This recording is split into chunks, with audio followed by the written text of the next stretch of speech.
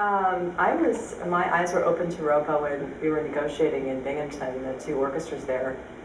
Janice Galassi mentioned ROPA, and I will confess, no idea about it at the time.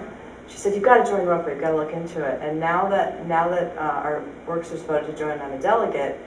My expectations exceed what I had hoped for. I would say that I've been able to get in touch with other musicians in orchestras across the country with contract issues and get immediate responses, whether by email on the list or individually.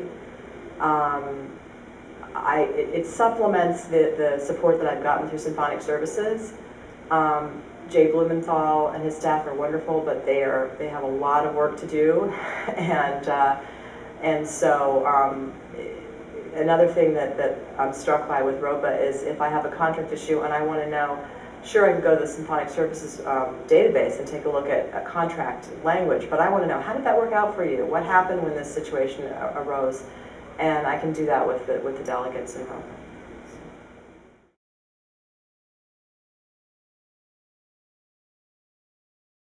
Well, we were negotiating a few years ago, and we had, at the help of Janice Galassi through Symphonic Services, and she mentioned what ROPA was all about, and it just made so much sense to tap into that network, to be able to have conversations with other musicians, and to use the resources that are available to us to negotiate. It's evident that there are going to be challenges ahead, and that we need every tool that we can possibly use for those challenges.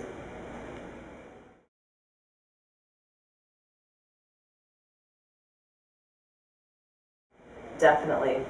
It's given me a lot of confidence, because when I have an assertion, well, I think this seems reasonable, I can go back to other delegates and pose a question on the list and say, with this contract issue, what are you finding?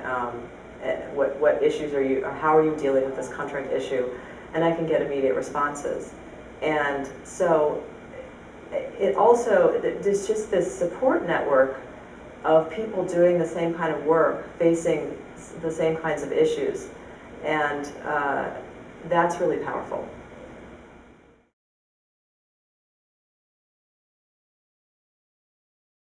Yeah, I just wanted to share that one of my other careers is that of an academic librarian. And I loved that career. I was at Cornell for a while in the School of Industrial and Labor Relations. And I've been to many conferences, and the ROPA conference, this is my first, and actually I haven't even started the full-fledged conference yet, just had our negotiating workshop.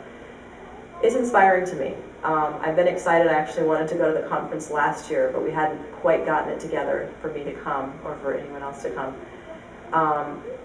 It's a unique kind of environment. I want to be here. This is all really practical stuff that we're learning, and it's all very relevant. And the people make the organization. The camaraderie and the fact that we were all trained.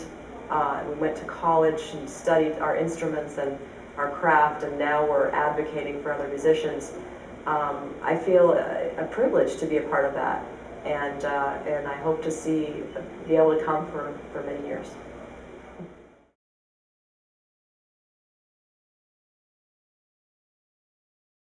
I think the original bylaws that we put together, the 5 or 6 of us that were officers back then, combined with the things we had learned in 1984, we wanted ROPA to be a communication organization for the orchestras. We wanted it to be a tool for education. We wanted it to be a support network for the orchestras for whatever our members needed. Somewhat modeled after ICSOM, but in particular with the focus on the unique problems we had. What I see right now is that what was set forth in those original bylaws, those basic fundamentals, are still very much at play today.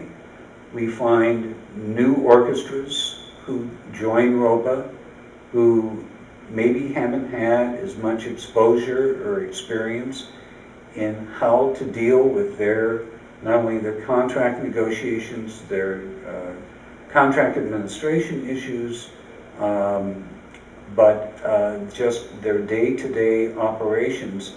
That has provided them a means to become much more educated, to avail themselves of resources provided from the AFM, whatever they may be, and therefore, I think, has moved not only the players but their very institutions forward.